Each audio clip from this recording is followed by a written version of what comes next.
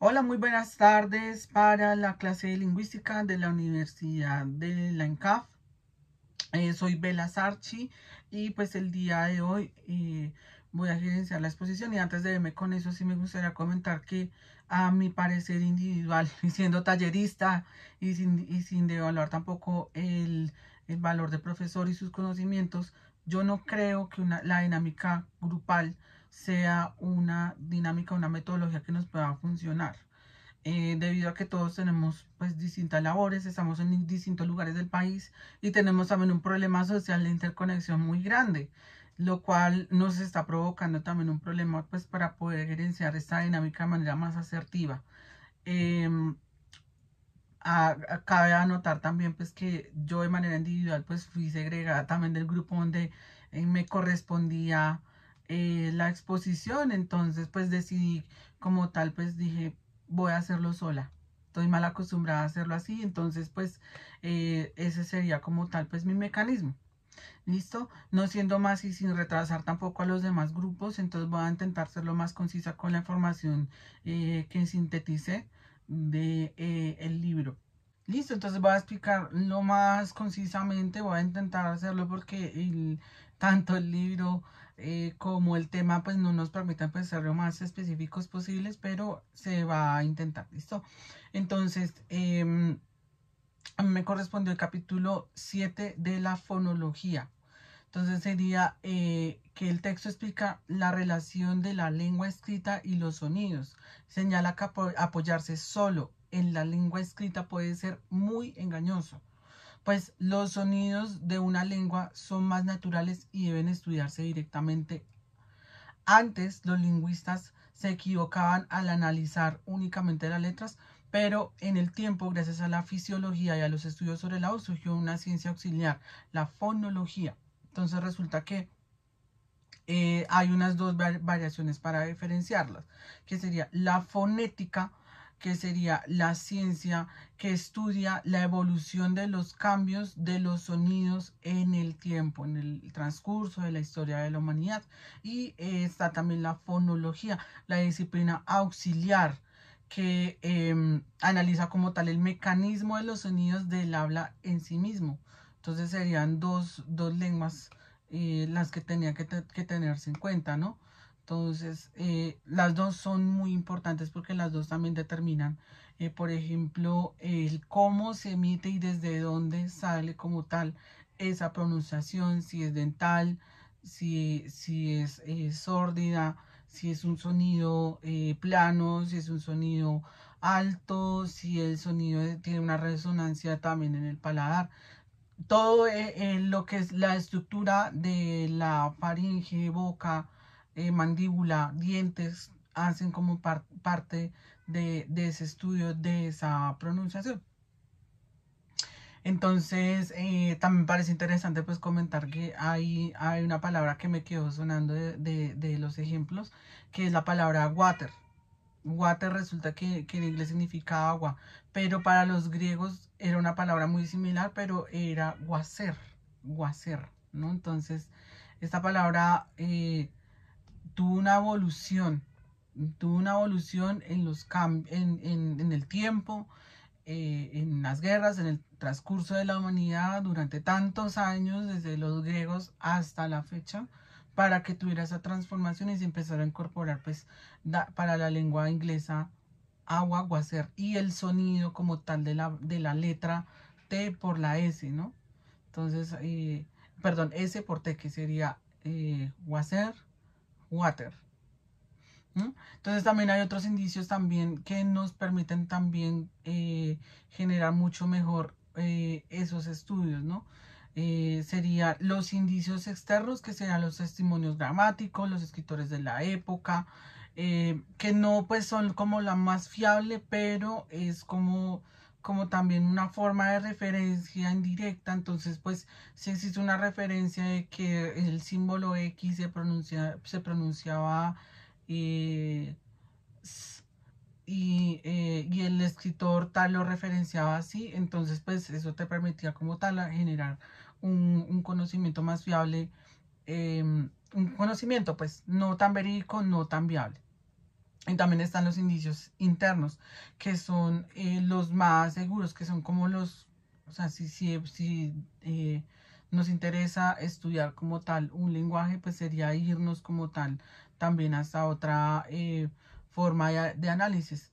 Entonces ahí se contemplan las evoluciones fonéticas regulares, el valor del sonido que se produce comparado con su origen y su transformación posterior. Ahí está el ejemplo de nuevo de Wasser a Water, ¿no? Entonces, ¿qué sucedió? ¿Cómo evolucionó como tal la S por la T? Ese cambio tan que no sonará brusco, pero tuvieron que haber sucedido muchos acontecimientos para llegar como tal a ese cambio.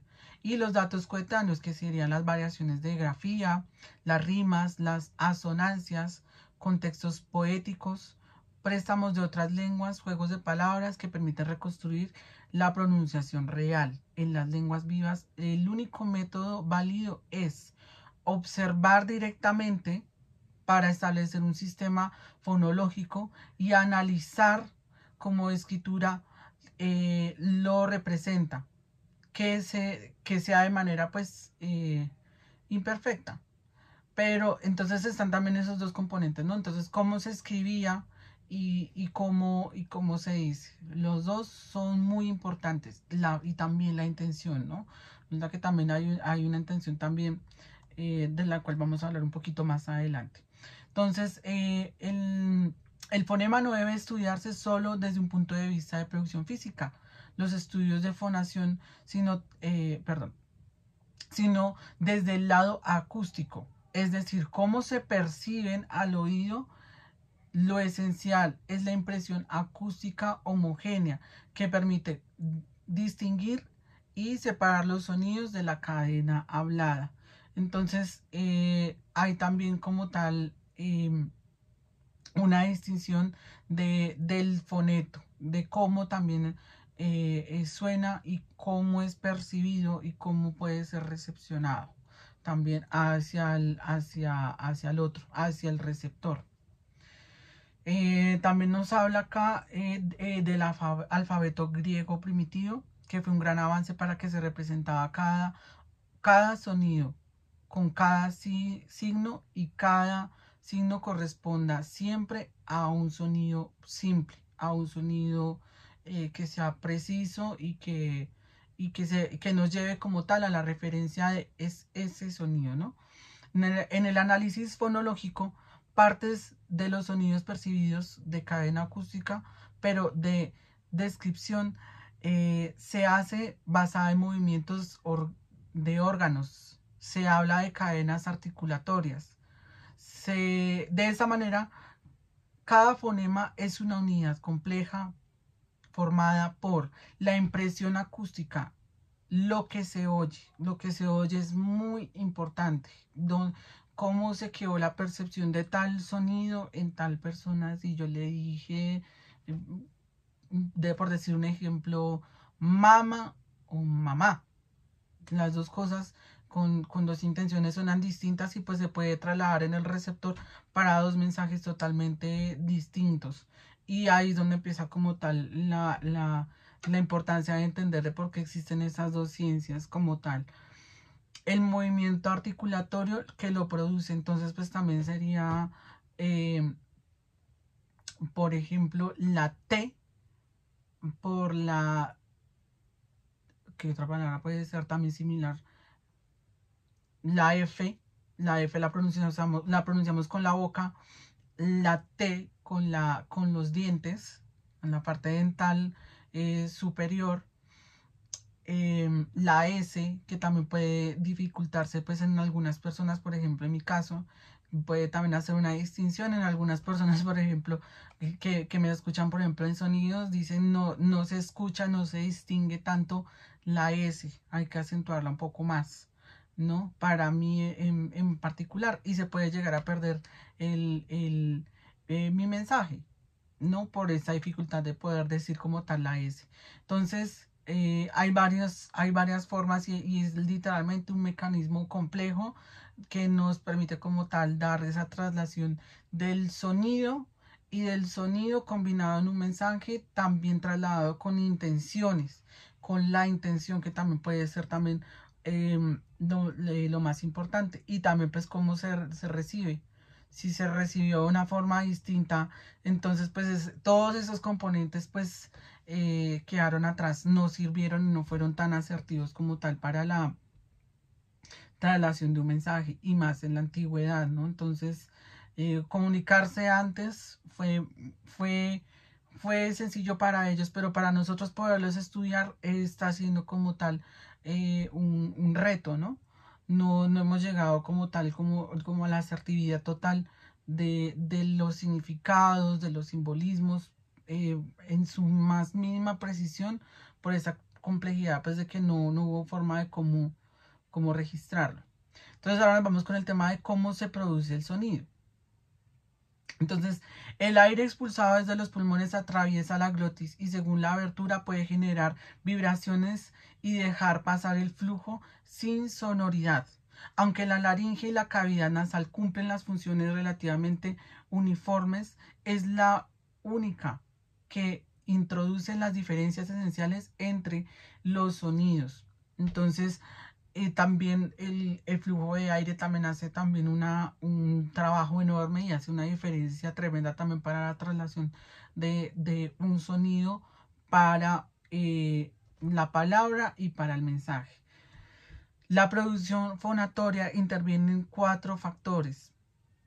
Es la expiración, la articulación bucal, la vibración del que se emeje. Claro, hay palabras que también generan como tal un vibrato, ¿no? La R tiene un vibrato, incluso decir la E tiene también una vibración, las vocales tienen también incorporadas también una vibración per se, que es importante también tenerla en cuenta también para la pronunciación de un mensaje. Listo, entonces ahora nos vamos con las partes del aparato bucal, que sería la cavidad nasal, que sería la parte inmóvil, solo funciona con el resonador y se abre y se cierra con la úvula. Úvula sería en la parte de acá atrás. El resonador sería como esa partecita que está, que también hace parte también de la úvula. Digamos, acá está la úvula, esta es la úvula. Esto es este aparatico al que se están refiriendo. Ese sería como tal el resonador. Este se abre, se expande, dependiendo también del aire, de la traslación también del aire. Y la vibración la produce también desde ahí, desde esa parte también tan interna, conjunto también con las cuerdas vocales. Dice en la cavidad bucal, muy flexible, produce y modifica. Cavidad bucal, muy modifica la mayoría de los sonidos de los labios, lengua, dientes y paladar. Entonces sería lengua, dientes, el paladar interno. Es bien importante también porque resulta un dato curioso, en Queen, el cantante Freddie Mercury, para poder llegar a estos sonetos tan altos, resulta que él tenía este resonador era mucho más amplio de lo que sería para el común. Él tenía dientes muy grandes. Entonces este resonador, cuando él generaba el sonido, lo producía y lo atravesaba por esta zona, pues resulta que por la amplitud podía llegar a sonidos muchísimo más amplios de lo normal, ¿no? Entonces es literalmente un asunto también distinto, pero importante también a tener en cuenta. Entonces está también la laringe y la glotis, que contiene cuerdas vocales que pueden vibrar sonoros o no, o sordos, o sonidos como un soplido, pues sin vibrato, sin potencia, sino un poco más libres. Y los tenemos microscópicamente también incorporados, mínimamente, no los percibimos, son componentes muy pequeños, pues, que tenemos incorporados también en la vibración, y son cosas pues de las que no nos podemos llegar a dar cuenta. La úvula, que regula el paso del aire en la nariz, también la respiración también por la faringe también es bien importante tener en cuenta para la producción como tal de ese sonido. Están también los factores de la producción del sonido, que serían la emisión, que intervienen 4 factores importantes, que serían la aspiración, el aire expulsado de los pulmones, la articulación bucal, los labios, la lengua paladar, la vibración laringea, sonido sonoro o sordo, y la resonancia nasal, aire por nariz. Más o menos los expliqué a grosso modo en la parte más anterior. Entonces, también tenemos la identificación de un fonema. Entonces, para identificarlo, se reconoce por 3 datos: la articulación bucal, cómo y dónde coloca la boca, labios, etcétera, todo el mecanismo anterior, la sonoridad con o sin vibración laringea, y la nasalidad con o sin resonancia nasal. Combinados estos elementos se definen todos los fonemas posibles. O sea, hay una cantidad infinita, como los colores los explicaban, en que pueden variar como tal varios fonemas. Se pueden convertir en varios fonemas y existen muchísimos. Bueno, y acá entonces les voy a explicar la parte entonces de la clasificación de los sonidos, que se esquematiza y no pretende abarcar todos los casos especiales o complejos, como aspiradas, africadas o vocales relajadas. En el punto de partida es el grado de apertura de la cavidad bucal. El nivel de apertura 0, que se convierten en oclusivas, 0 oclusivas, producidas por un cierre total momentáneo en la boca. Este cierre puede generar un sonido tanto en el momento de la clausura como en el momento de la apertura, que sería ya abierta. En el punto de articulación existen 3 tipos de oclusivas, que serían las labiales, producidas con los labios, que serían la P, la B y la M. La M. Están también las dentales, con la punta de la lengua contra el paladar anterior, que sería la T, T, T, y sería también la D, D, D y la N, N, N. Gluturales, con dorso en la lengua contra el paladar posterior, que sería la K, la G y la N. Entonces, esos serían los sonidos guturales. Entonces, en muchas lenguas indoeuropeas se distingue entre guturales, palatales y verales, entre otras como el francés. Esta diferencia no es pues tan relevante. Por último, dentro de las oclusivas, las nasales M, N y otra con una comillita en la parte de abajo, como con una corcheita, también similar a la N, se caracterizan por ser sonoras y no nasalias al pronunciar. La óvula regula el paso del aire por la nariz, como ocurre en palabras del tipo amba. Por ejemplo, la palabra amba.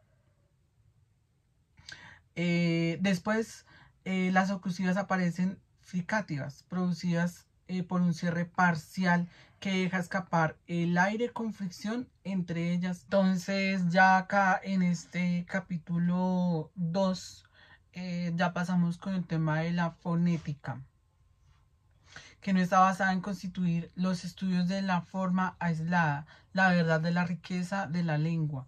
Está como esos sonidos que se combinan y se encadenan en la cadena hablada. Por eso, más que fijarse únicamente en la articulación de fonema suelto, importa observar las relaciones entre fonemas, cómo se condicionan mutuamente, y estas combinaciones producen reglas internas en la lengua. Por ejemplo, lo da el alto alemán antiguo. Palabras como agal, balk, gahn evolucionaron de manera distinta según el grupo consonántico. En unos casos surgió la vocal intermedia hagal, hangan, En otros se mantuvo el grupo compacto Balk y Dom. Según la exploración no está en los sonidos aislados GNL, sino en el tipo del grupo GN, GL y LG, que se generan resultados diferentes. Esto demuestra que es necesario un enfoque que estudie no solo los fonemas, sino la consecuencia de las combinaciones del fonema. Es decir, en el alemán se analizó también esas otras hibridaciones también de conjugaciones, ¿no? Cómo evolucionaron. En el alemán tienen demasiado una acentuación en palabras que son ya casi no nasales al francés, sino nasales más guturales precisamente. De ahí surge la idea de una fonología de los grupos que fusione casi como educación en un grupo binario. Son sonidos combinados. Los movimientos articulados y los efectos acústicos se incluyen mutuamente. No siempre podemos pronunciar lo que queremos de manera aislada, porque la articulación de un sonido depende del anterior y del siguiente. Es decir, podemos decir una cosa, intentarla decirla, pero va a codepender siempre los sonidos predeterminados del otro, la conjugación también de esos otros sonidos. En el alemán pasa muchísimo eso, es una conjugación bastante gutural, pues. En este marco aparece un concepto clave, la distinción entre implosión y explosión. Cuando pronunciamos un grupo APA, las dos P son iguales. La primera marca de cierre, implosión P, mientras que la segunda indica la apertura, explosión P. Esa diferencia no solo da las oclusivas, sino también observa las fricativas. AF, FA, nasales AM, M igual a A, líquidas, entre otras.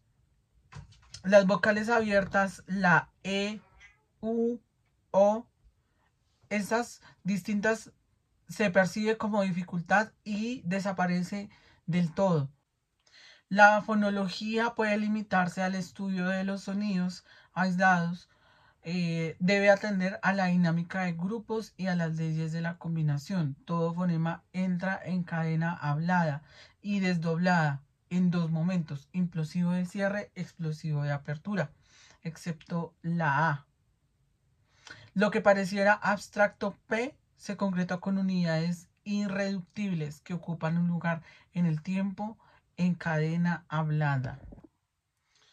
Así la fonología no es solo estudiar los sonidos que existen, sino también pasa cuando se combinan en una cadena hablada. Se deben estudiar los sonidos aislados.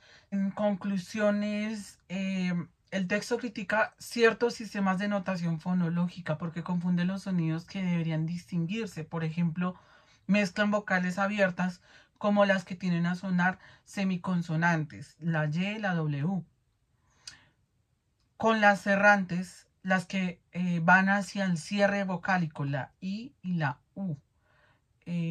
Esto provoca problemas, no se diferencia entre palabras como neu o niu, ¿sí? Si no se acentúa, pues. O se prepararía artificialmente sonidos, en realidad son el mismo. En las lenguas como el griego antiguo y el indoeuropeo, estas diferencias son importantes porque afectan cómo se organizan las sílabas, cómo evolucionan las palabras, porque Saussure propone que la escritura fonológica debería conservar y entender esas distinciones para que el juego silábico quede claro y no se pierda la gráfica. Eso es bastante clave y bastante acertado en cuanto al cierre. Y hay unas conclusiones más corticas. Luego se preparan los siguientes ejemplos prácticos. En el alemán, en el texto se presentaban muchísimos ejemplos y de hecho pues también hay letras y grafías que no se cansaban como tal a traducir. Y las que traduje no recuerdo cuál era como tal el acentuamiento por lo menos en el alfabeto griego. Y sin embargo, en el texto había crítica de ciertos sistemas de notación fonológica porque confunden los sonidos que deberían distinguirse. Por ejemplo, mezclan las vocales abiertas como las que tienden a sonar semiconsonantes, como la Y, como la W, em, o como las errantes, que son las que van hasta el cierre vocálico, la I y la U.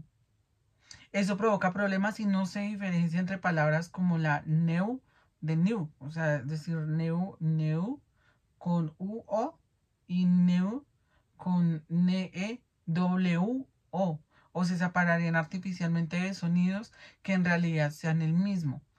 Entonces, es bastante preciso el trabajo que se tiene que hacer en el momento de hacer el análisis fonológico, fonético, de los sonidos y de esos pictogramas también antiguos. En la lengua del griego antiguo y el indoeuropeo, estas diferencias son muy importantes porque afectan cómo se organizan las sílabas y cómo evolucionan las palabras.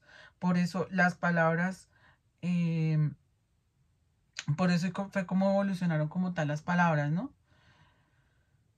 Y para finalizar, tenemos acá del alemán Beritenen, en la misma N funciona primero como consonante y luego la vocal. Según si se mantiene cerrado y se precisa la explosión, la idea central no basta con identificar los sonidos como iguales, sino porque hay que analizar su función en cadena hablada, implosivos, explosivos, abrientes, errantes. Y esto explica mucho de los cambios fonéticos históricos y evita los errores de representación escrita.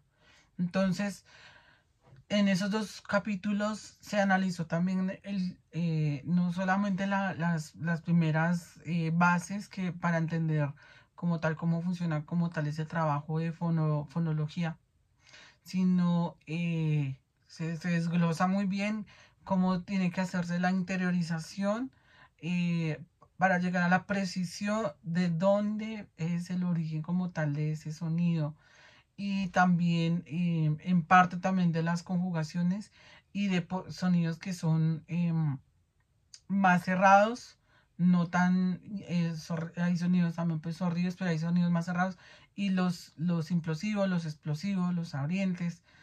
Hay una clasificación también para los sonidos, fuera de las clasificaciones, de las formas también en las que producimos un sonido de manera interna, ¿no? Los dos capítulos anteriores entonces se desglosó muy bien todo el proceso que implicaba como tal el tema de la fonología, cómo es la producción, el producir un sonido desde la base, desde el aire, desde los pulmones, desde el mecanismo que es esta caja de resonancia, em, también las partes más internas y también clasificar como tal también los sonidos, qué clase de sonidos, los orígenes también de cada uno de los sonidos, de cómo también se puede ejemplificar cada sonido en cada idioma, cómo ha llegado a sonar.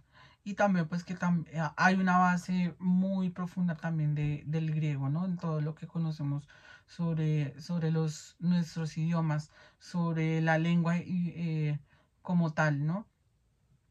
Entonces está bien interesante y tengo que reconocer que no es un tema que sea muy sencillo de interiorizar. Hay que leerlo varias veces para poder generar como tal un proceso de aprendizaje. Entonces, y hay que desmenuzarlo poco a poco. Muchos subtemas se me quedaron sueltos, sin embargo, no quería que me quedara muy largo la exposición. Eh, Sin embargo, yo quedo atenta y muchísimas gracias por ver el video.